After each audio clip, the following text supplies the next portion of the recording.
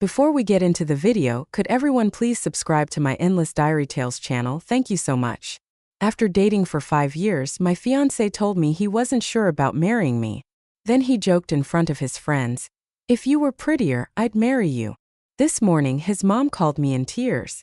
Dominic and I have been together for just over 5 years, engaged for the last 8 months. We met through mutual friends at a housewarming party. Just two people hitting it off over a shared hatred of IPAs and love for 90s cartoons. Our relationship progressed at a comfortable pace, dating for a year, moving in together after 2, adopting our cat Beans at 3, and getting engaged last summer. The proposal wasn't extravagant, just a Saturday morning hike to our favorite lookout point, where he nervously fumbled the ring box out of his pocket. I said yes immediately. We set the date for this October and have been slowly planning everything. Well, mostly me planning while he nodded along. About 3 months ago, Dominic started making odd comments when we discuss wedding plans. Nothing outright negative, just hesitant. When I showed him potential venues, he'd say things like, "That's a lot of money for just one day." Or, "Do we really need to invite all those people?" I brushed it off as typical guy behavior or budget concerns. Then came the delayed responses to my texts about wedding stuff. I'd send him options for caterers and he'd reply hours later with just, "Looks fine," or, "Whatever you want." When I asked if everything was okay, he'd say he was just busy at work. His construction company had taken on some big projects. It made sense. Last month, he started going out more with his work friend Paul. They'd grab beers after work or watch games at Paul's place. Again, nothing unusual, just more frequent than before. When he'd come home, he seemed distant, checking his phone more often and being less affectionate. I tried talking to my best friend Lena about it. She suggested pre-wedding jitters and recommended we have a date night to reconnect. So last Friday, I made reservations at this new Italian place downtown, put on a nice dress. Not too fancy, just something I hadn't worn in a while, and even bought Dominic's favorite beer to have waiting in the fridge. The date night was a disaster. He seemed distracted throughout dinner, barely engaging in conversation. When I brought up finalizing our honeymoon plans, he dropped the bomb. He wasn't sure if he was ready for all this. Not just the honeymoon, but the wedding, marriage, everything. I was stunned. 5 years together, 8 months engaged, and now he wasn't sure. When I pressed him, he mentioned conversations with Paul about how marriage changes things and referenced Paul's brother's messy divorce. The discussion quickly escalated, with me trying not to cause a scene in the restaurant while feeling like my world was collapsing. We barely touched our entrees. The ride home was silent, thick with tension. At our apartment, he deflected further conversation, saying he needed time to think before sleeping on the couch. The next morning, it was painfully awkward. We moved around each other like strangers sharing an Airbnb. He mentioned meeting Paul and some work friends for lunch to watch the game at the Rusty Nail, the sports bar downtown. I was too emotionally drained to argue. A few hours later, Lena called and convinced me to get out of the apartment. We went for coffee and I unloaded everything. Lena listened patiently, suggesting that maybe Dominic was just experiencing normal pre-wedding anxiety. After coffee, we wandered around Target aimlessly, my usual stress relief activity. I bought some unnecessary throw pillows and new shampoo because retail therapy is still therapy, right? By early evening, I felt calmer and decided to head home. I was pulling into our apartment complex when I got a text from Kyler, one of Dominic's co-workers I'd met at the company Christmas party. The message asked if I was okay, mentioning that things got weird at the Rusty Nail. I called Kyler instead of texting back. He sounded uncomfortable, initially reluctant to share details, but with some pressing, he finally revealed what happened. The guys had been giving Dominic a hard time about wedding planning, and when Paul asked if he was ready to be with one woman forever, Dominic expressed doubts about the wedding timing. When Paul asked what was holding him back, Dominic, who was apparently drunk, said something like, "If you were prettier, I'd be more excited about marrying you." Then he laughed it off like it was a joke. Kyler told me he and some other guys called Dominic out for the comment, but Dominic just got defensive and said they couldn't take a joke. I sat in my car crying for 20 minutes after that call. The man I loved for 5 years, who I thought loved me, had publicly joked about my appearance being the reason he was hesitant to marry me. When I finally went inside, Dominic was passed out on the couch, still in his clothes from earlier. The apartment smelled like stale beer. I took Beans into the bedroom with me and locked the door. Sunday morning, I woke up to the smell of coffee and bacon. Dominic's standard apology breakfast. He looked hungover and sheepish, clearly hoping food would smooth things over. When I confronted him about what Kyler had told me, his face fell. He immediately tried to downplay it, claiming he was drunk and being stupid. According to him, the guys were ragging on him about being tied down, and he said something dumb to shut them up. His defense of guys being guys only made things worse. We argued about how he could humiliate me in front of his friends, with him insisting that wasn't his intention. He tried to explain that he was stressed about wedding costs and pressure, but I couldn't get past the fact that he used my appearance as the punchline to a cruel joke. I couldn't stay in the apartment with him. I grabbed my purse and headed for Elliot's place. My brother has always been my safe harbor during rough times. When I told him what happened, he was furious. I was ready to confront Dominic directly. I managed to calm him down, explaining that I just needed space and a place to stay while figuring things out. Throughout Sunday, Dominic kept texting apologies and pleas to come home and talk. I responded only once, saying I needed time. I called in sick to work on Monday, unable to face answering phones at the dental office while pretending everything was fine. Around 9 a.m. Monday morning, I got a call from Valerie, Dominic's mom. We've always gotten along well. She's been more supportive of our relationship than my own mother, who lives in Florida with husband number 3. She sounded upset, saying Dominic had called her the night before, and there was something important I needed to know. She asked if we could meet somewhere to talk, and that's where I am now, sitting in my car outside the coffee shop where I'm supposed to meet Valerie in 15 minutes, wondering what else there could possibly be to know and if my 5-year relationship is completely over. I never thought I'd be writing this post. I keep looking at my engagement ring, wondering if I should have seen this coming. Was I blind? Or did things really change this suddenly? Should I hear Valerie out? What could she possibly tell me that would make any of this okay? First update. Thank you all for the overwhelming support on my original post. I didn't expect thousands of comments. I tried to read as many as I could between crying sessions and stress eating the emergency Oreos from my brother's pantry. For those asking, yes, I met with Valerie, Dominic's mom, and I'll get to that at the end of this update. A lot has happened in the last 2 days, and I'm still processing everything. After posting on Monday, I called in sick to work again. My boss was understanding. I've only used 2 sick days in the past year, and apparently I sounded like death on the phone. I spent most of the morning in Elliot's spare room storage closet, scrolling through your comments and trying to gather my thoughts. Around noon, Lena came over on her lunch break with sandwiches from that deli near the hospital where she works. I hadn't eaten much since Sunday, so even though I wasn't hungry, I forced myself to take a few bites. Lena gently reminded me that I couldn't avoid Dominic forever. We lived together, had joint accounts, and eventually would need to talk. She was right. Obviously, I couldn't hide at my brother's place indefinitely, especially since Elliot's girlfriend was coming over for dinner that night. The last thing I wanted was to be the sad third wheel at their Taco Tuesday. After Lena left, I took a shower, borrowed one of Elliot's hoodies. Don't judge, it was comforting, and drove back to my apartment. The whole way there, I rehearsed what I wanted to say. I wasn't going to yell, I wasn't going to cry. I was going to be calm and mature and get answers. When I pulled into our parking spot, I noticed Dominic's truck was there. He should have been at work. I worked my stomach as I nodded and walked up the stairs to our second-floor unit. I unlocked the door to find him on the couch in sweats, looking like he hadn't slept, surrounded by wedding planning binders that I'd put together over the last 8 months. Beans was curled up next to him, the little traitor. He seemed surprised and relieved to see me. When I asked why he wasn't at work, he mentioned taking personal time. He'd apparently been looking through all the wedding plans, trying to figure out how he messed up so badly. I remained standing by the door, not ready to sit next to him, and told him that looking at wedding plans wasn't going to fix what he'd said.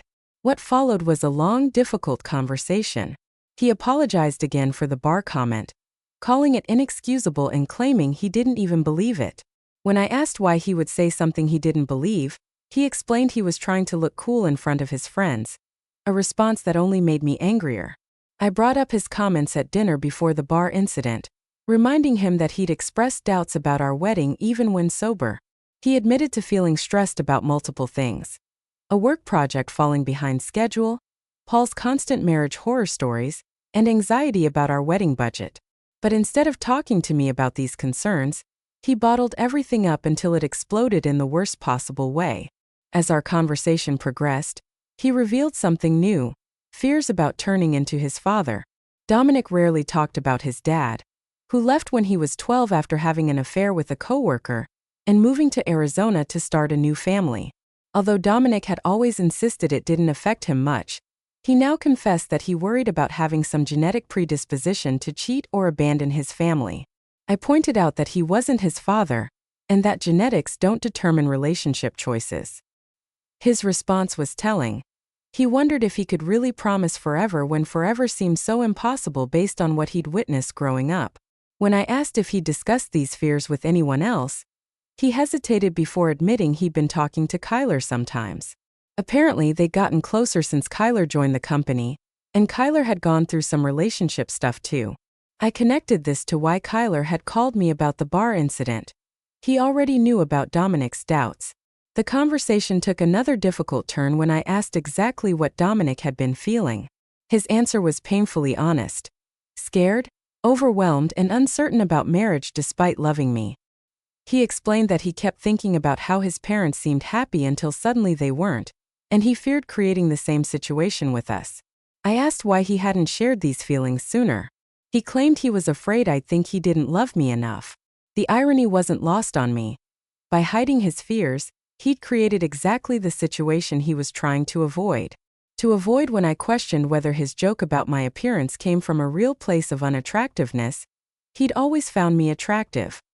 He referenced our first meeting at the housewarming party, mentioning specific details about my green sweater and his terrible beer pong skills.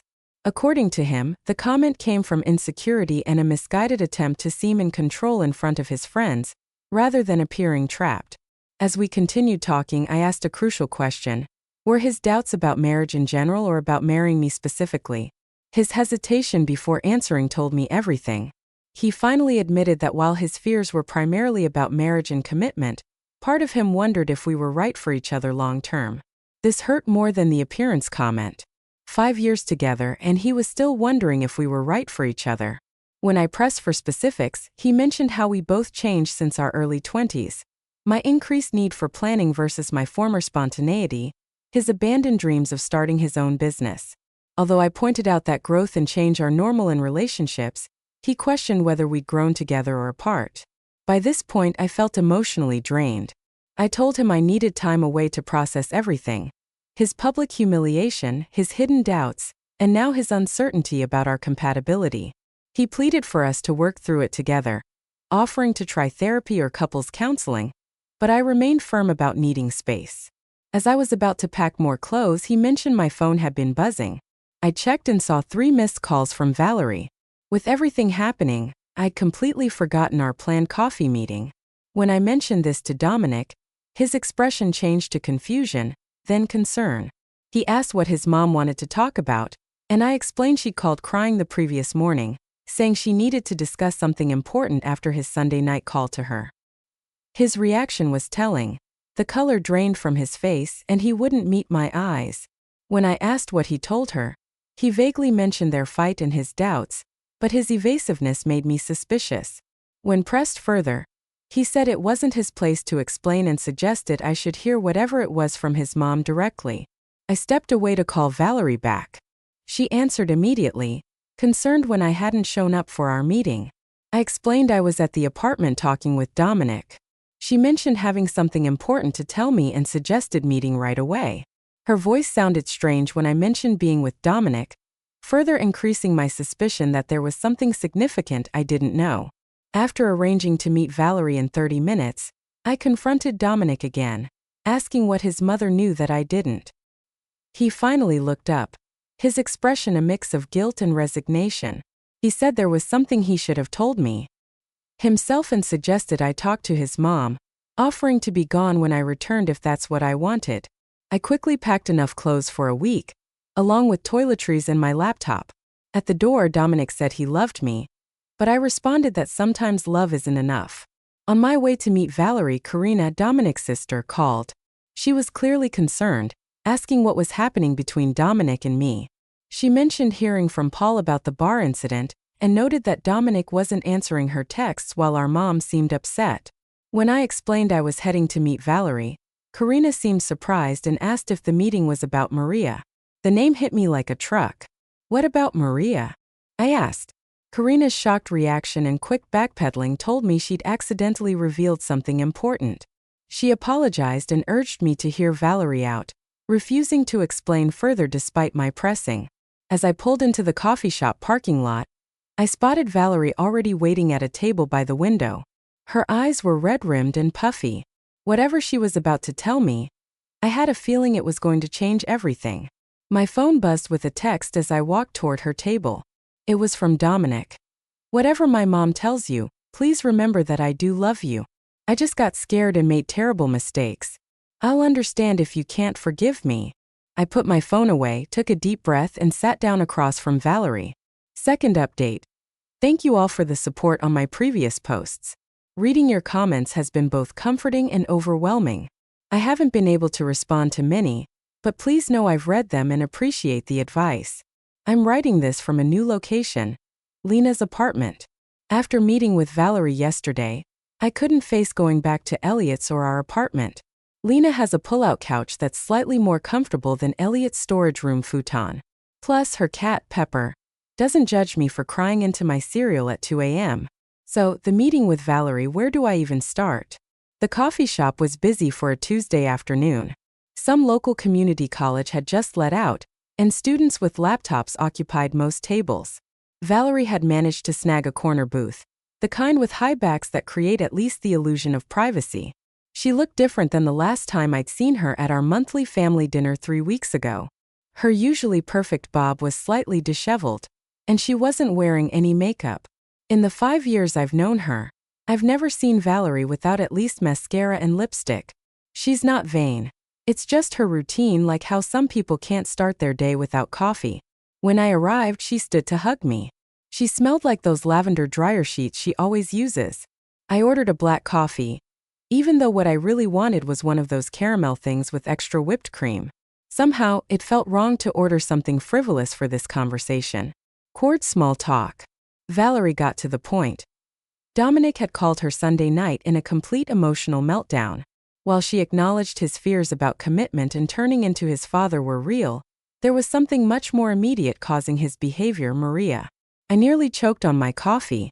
Maria, the new project coordinator at Dominic's company, the woman he'd mentioned a few times in passing. As Valerie explained, while nervously shredding a napkin into tiny pieces, Dominic had developed feelings for Maria over the past few months. Nothing physical had happened, at least according to what Dominic told his mother, but there was an emotional connection that had him questioning everything about our relationship. I sat there trying to process this information, feeling like the coffee shop was tilting sideways while Valerie continued talking. I was mentally connecting dots, building a timeline. Maria had started at Dominic's company around New Year's. I'd met her briefly at the company holiday party in March. By then, Dominic had already been acting different, more distant, checking his phone constantly, spending more time with work friends. What I'd written off as stress from his big project now looked like something else entirely. When I asked Valerie why she was telling me this instead of protecting her son, her eyes welled up. The parallel to her own marriage breakdown became clear as she shared more details. Before Dominic's father left for Arizona with his coworker, there had been months of distance, hurtful comments, and manufactured arguments, all designed to create distance rather than admit the truth. She didn't want to see history repeat itself with me left in the dark while Dominic took the coward's way out. The comment at the bar suddenly made more sense, not just drunken stupidity, but a subconscious attempt to sabotage our relationship so he wouldn't have to make the hard choice himself. We talked for over an hour. Valerie shared more about her own experience, how she tried to save her marriage even after learning about the affair, how she blamed herself for not being enough. Before we parted ways in the parking lot, she said something that's been echoing in my head ever since. The hardest lesson I learned was that you can't make someone choose you. They either do or they don't, and anything in between is just delaying the inevitable. I sat in my car for a long time afterward, staring at my phone. There were 3 new texts from Dominic, all variations of "I'm sorry" and "I love you," but not a single mention of Maria, still hiding the full truth. Instead of responding to him, I called Lena and asked if I could crash at her place. She didn't hesitate or ask questions, just said she was already making up the pull-out couch and offered to pick up dinner on her way home. That's the kind of friend everyone deserves during a crisis. I finally texted Dominic back. I know about Maria. Don't contact me again until you're ready to tell me the complete truth. I'll be collecting more of my things tomorrow while you're at work. Then I blocked his number, not permanently, just for the night. I needed space to think without his explanations or justifications. On the drive to Lena's, Karina called. The conversation confirmed what Valerie had told me and added another layer. She had overheard Dominic and Paul discussing the situation last Thursday. She'd confronted her brother and made him promise to be honest with me after the weekend. Clearly, he'd failed to follow through on that promise. What surprised me most was Karina's unwavering support. Despite being Dominic's sister, she made it clear she was on my side in the situation. The relief I felt was enormous. I'd been worried about losing not just Dominic but his entire family, who had become my family over the years. Lena's apartment was exactly what I needed that night. A neutral space where I could just exist without explaining myself. We ate food on her living room floor. Her coffee table was covered with papers from her online class, while watching a baking competition neither of us really followed. The mundane normality of it was like a life preserver in the middle of my emotional storm. After Lena went to bed, I stayed up scrolling through photos on my phone. 5 years of memories with Dominic, vacations, holidays, random selfies on ordinary days. Our engagement photos showed us grinning like we'd won the lottery. I was making mental plans for the next day. Going to the apartment while Dominic was at work, packing more things, maybe talking to the landlord about breaking our lease when my phone buzzed with a text from an unknown number. Margot, this is Maria. I know you blocked Dominic. Can we meet tomorrow? There's more to the story that you should know, just the two of us. I stared at the message for a long time, my heart pounding. What more could there possibly be? And why would this woman want to tell me directly? After what felt like an hour but was probably only minutes, I typed a response. Where and when? First update. Thank you all for the overwhelming support on my previous posts.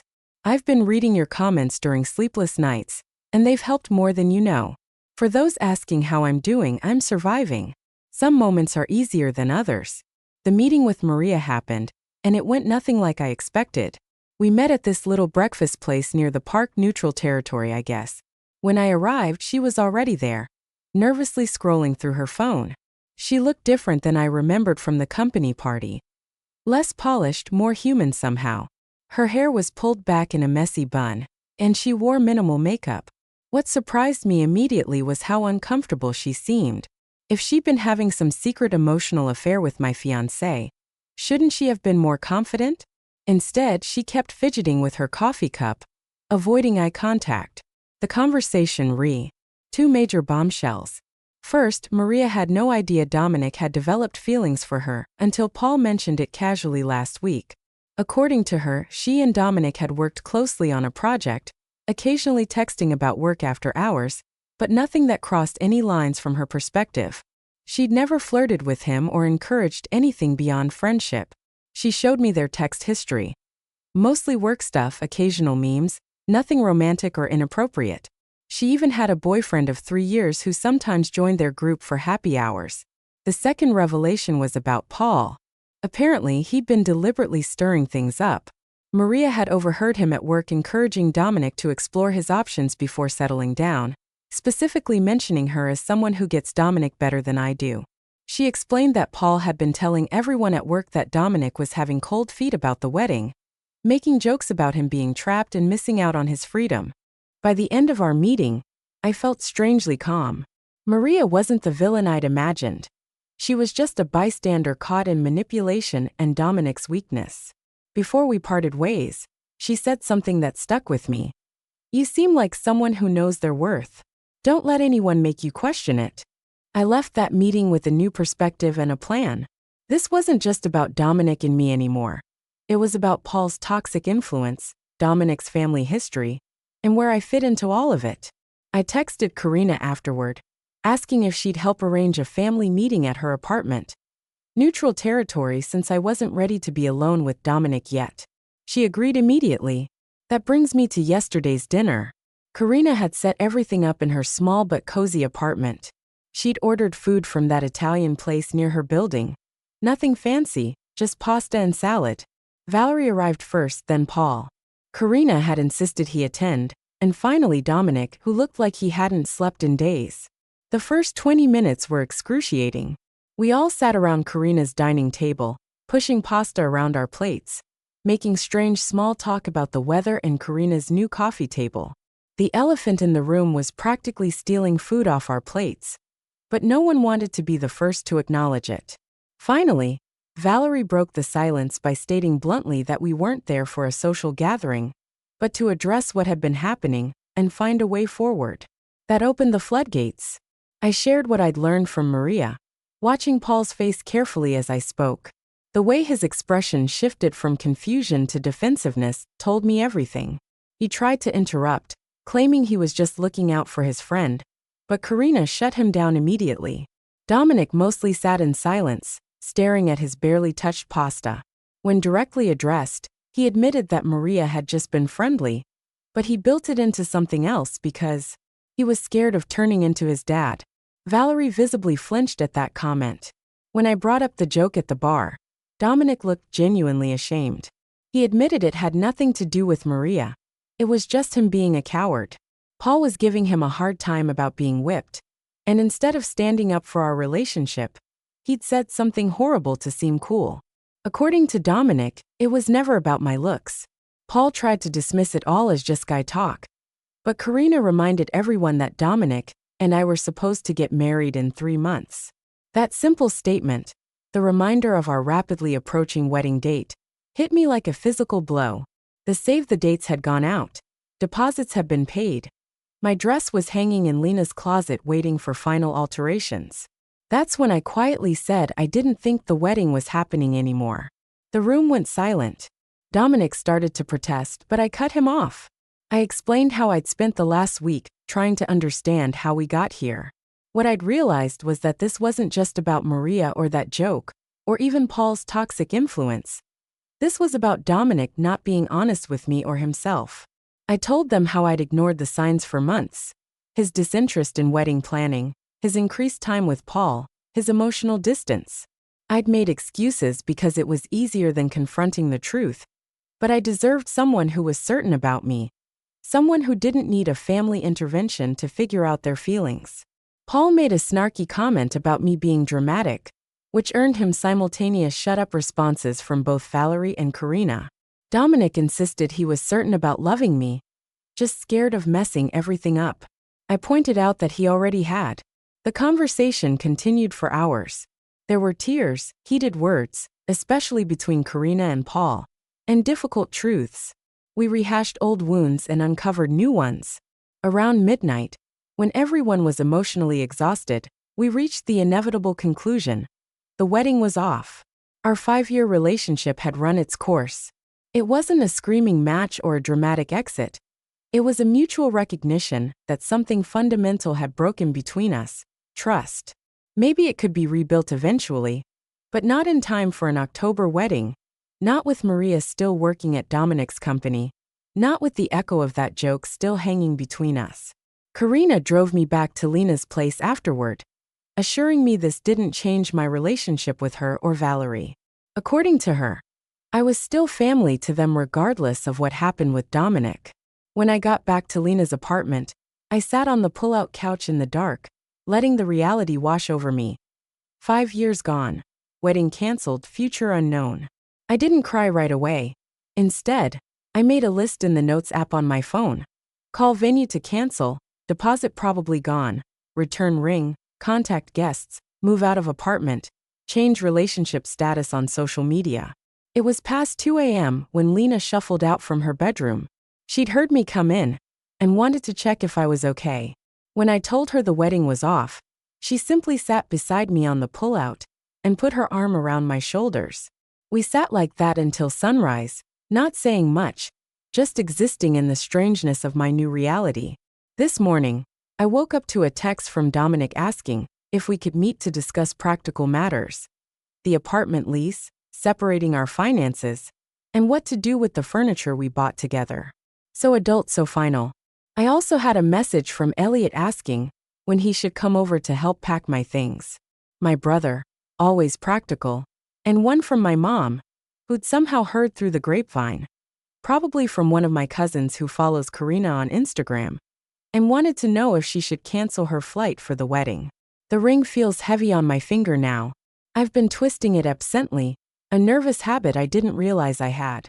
It's a simple design, a round diamond in a white gold setting, nothing flashy or elaborate. Dominic had chosen it because it was classic, like our relationship. The irony isn't lost on me. I called the venue this morning. The coordinator was sympathetic but firm. The deposit is non-refundable this close to the date. $8,000 down the drain, money we'd saved for over a year, cutting back on vacations and new clothes. The practical side of me winces at the waist. The emotional side doesn't care about money right now. Karina texted that she'd found a photographer who might be willing to transfer our deposit to another event in the future. Valerie offered to help contact family members about the cancellation, to spare me the awkward conversations. Small kindnesses in the aftermath. Paul, unsurprisingly, sent a non-apology text about how these things happen for a reason, and how I'd find someone better suited eventually. I deleted it without responding. Maria sent a short message expressing her regret about the situation, and assuring me again that nothing happened between them. I believe her, strangely enough. She seems like collateral damage in this mess, a convenient projection of Dominic's fears and Paul's manipulation. The hardest part is the mundane reminders. The wedding planning binder still sitting in my tote bag, the shared Spotify playlist we've been building for the reception, the honeymoon research folder on my laptop. Little pieces of a future that no longer exists. Lena suggested I take a mental health day from work, but I decided to go in. Sitting at home, scrolling through Reddit and overthinking everything seemed worse than the distraction of answering phones and filing insurance claims. My coworkers have been mercifully normal. Either they don't know yet, or they're politely pretending not to notice my puffy eyes and absent engagement ring. I'm meeting Dominic tomorrow at a coffee shop to exchange keys and discuss the apartment. He's agreed to move out since my name is on the lease, and he can stay with his cousin temporarily. Another practical conversation in the business of dismantling a relationship. Part of me still can't believe this is happening. Last month, we were debating reception songs and testing cake flavors. Now we're dividing up kitchen appliances and deciding who keeps the PlayStation. I keep thinking about something Valerie said at dinner. Endings are rarely clean or perfect. Most of the time, they're messy, sad, and complicated. She would know. She rebuilt her life after Dominic's father left, raised 2 kids alone, and found happiness again eventually. Looking at her now, you'd never guess she went through something so painful. Maybe there's hope in that. For now, I'm taking it one day at a time. Tomorrow, I'll handle the apartment and finances. Next week, I'll start looking for my own place. The future beyond that is blurry, but it exists. Karina just texted to ask if I want to meet for coffee this weekend. She mentioned that her family friend Kenzo, an older gentleman who's known their family forever, offered his vacation cabin if I need a getaway to clear my head. The support from Dominic's family is unexpected, but deeply appreciated. I haven't decided if I'll take Kenzo up on his offer. Part of me wants to escape somewhere quiet to process everything. Another part knows I need my support system right now. Lena with her practical compassion, Elliot with his protective big brother energy, even Valerie and Karina with their complicated loyalty.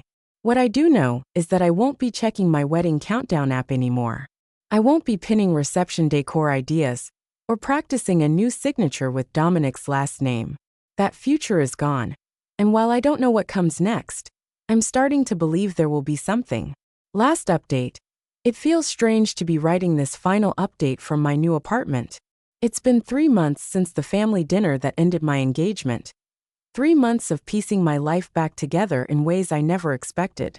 Some of you have sent messages asking for an update. So here it is. The good, the bad, and the unexpected. First, the practical stuff. Dominic moved out of our shared apartment within a week of our breakup. Elliot and Lena helped me pack up his things while he was at work, leaving them neatly labeled in the living room for him to collect. It was surreal separating 5 years of shared existence into his and mine. The coffee maker he'd gotten for his birthday, the throw blanket I'd bought on our weekend trip to that little mountain town, the framed photos we'd hung on every wall. The apartment felt hollow afterward, like a stage set rather than a home. I lasted 2 more weeks there before the lease manager agreed to let me break the contract with an extra month's payment. It was worth the money to escape the ghost of our relationship that lingered in every room. Finding a new place was harder than expected. The rental market. It's brutal right now, and my budget as a single person is considerably tighter. I ended up in a smaller 1-bedroom across town, further from work, but with a tiny balcony where I've started growing herbs and dollar store pots. The basil keeps dying, but the mint is thriving. Against all odds, I choose to see that as symbolic. It's been an adjustment. Our shared expenses are suddenly all on me. Car insurance, streaming services, even groceries seem more expensive when you're cooking for one. I've become that person who uses coupons, buys store brands, tracks expenses in a spreadsheet, and thinks twice before ordering takeout. Growing up, stuff I never thought I'd have to learn at 29. The wedding vendors were surprisingly understanding. The venue kept our deposit, but sent a kind note hoping I'd find happiness. The florist refunded half our payment despite their no-refund policy. The DJ recommended his brother, who works at a therapy center, an unexpected but thoughtful gesture. The engagement ring sits in my dresser drawer in its original box. Dominic said I should keep it or sell it, that it was bad karma for him to take it back. I haven't decided what to do with it yet. Some days I forget it's there. Other days I open the box and stare at it, wondering how something so small could have represented such big promises. Social media was its own special hell. I waited 2 weeks before changing my relationship status, dreading the flood of questions. When I finally did it at 2 a.m. on a Tuesday, the notifications poured in anyway. Well-meaning friends with their what happened messages, distant relatives offering prayers, former classmates I hadn't spoken to in years, suddenly sliding into my DMs with faux concern that felt more like curiosity. I posted a brief, vague statement about mutual decisions and requesting privacy, then muted notifications and threw my phone across the couch. Later, I posted a single photo of my new apartment keys with the caption "New Beginnings." It got fewer likes than my engagement announcement, but felt more genuine somehow. Now about Dominic. We've spoken a handful of times since the breakup, mostly about practical matters. Mail that came to the wrong address, the shared cloud storage account we forgot to separate, returning a borrowed air fryer to his sister. Each conversation has been civil but strained, like acquaintances forced to make small talk in an elevator. He's still working at the same company, still friends with Paul, though Karina tells me they've had some falling out recently. He's still living at his cousin's place, according to the grapevine, aka Karina. The situation with Maria got awkward after our breakup. She requested a transfer to a different team, and has been cold toward him since learning the full story. The biggest surprise came last month when Dominic texted asking if we could meet. We hadn't seen each other face to face since the key exchange at the apartment, and part of me was curious. Curious about what he wanted. We met at a coffee shop near my new place. Neutral territory with plenty of witnesses, as Lena half-jokingly suggested. He looked different, thinner, with darker circles under his eyes, wearing a shirt I didn't recognize. The first 10 minutes were stilted small talk about work and the weather. Then he pulled out a journal. "I've been seeing someone," he said, and my heart did a weird little stutter before he clarified. "A therapist." The journal was part of his therapy, daily reflections on patterns and behaviors he wanted to change. He'd been examining his relationship with his father, his friendship with Paul, and the way he treated me. He didn't ask for forgiveness or reconciliation. He just wanted me to know he was working on himself. "I should have done this years ago," he admitted. "Maybe things would have been different." It was the most self-aware I'd ever seen him, and I found myself genuinely hoping therapy would help him. Not for my sake. That ship has sailed. But because carrying around that much unresolved family trauma seemed exhausting. Before we parted ways, he mentioned he'd heard I was still close with his mom and sister. "I'm glad," he said. They need good people in their lives. That's been one of the strangest parts of this breakup. Maintaining relationships with Dominic's family while disconnecting from him. Valerie texts me weekly, usually sending funny memes or updates about her garden. Karina and I have breakfast every other Sunday at this little diner halfway between our apartments. They've been careful not to put me in uncomfortable positions or share too much about Dominic, respecting the boundaries I've set. As for me personally, I'd like to say I've had some profound awakening, that I've found myself through this heartbreak. The reality is messier. Some days I feel liberated, relieved that I didn't marry someone who could hurt me so carelessly. Other days, usually when my hot water heater acts up, or I can't reach something on the top shelf that Dominic would have grabbed for me, I miss the practical comforts of partnership. I've started therapy too, not because of the breakup specifically, but because it made me realize how much I compromised myself in that relationship. How many red flags I'd ignored because they came wrapped in the comfort of familiarity. How much of myself I'd set aside to make room for Dominic's needs and insecurities. My therapist suggested I reclaim some parts of myself that got lost along the way.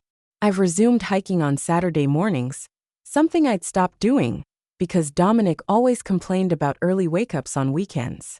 Dating again feels like a distant concept, though my colleagues have started making noises about setting me up with this great guy they know. I'm not ready. Maybe in a few more months, maybe longer. Right now, I'm still learning how to be comfortable in my own company. The most unexpected came from what should have been the saddest task. Canceling our honeymoon, we booked a 10-day trip to the coast, renting a little cottage with a deck overlooking the water. Non-refundable, of course. For weeks, I ignored the reminder in my calendar, unable to face losing that deposit too. Then Lena suggested something radical. Take the trip anyway by myself. You've never traveled alone, she pointed out. Maybe it's time. The idea terrified me at first.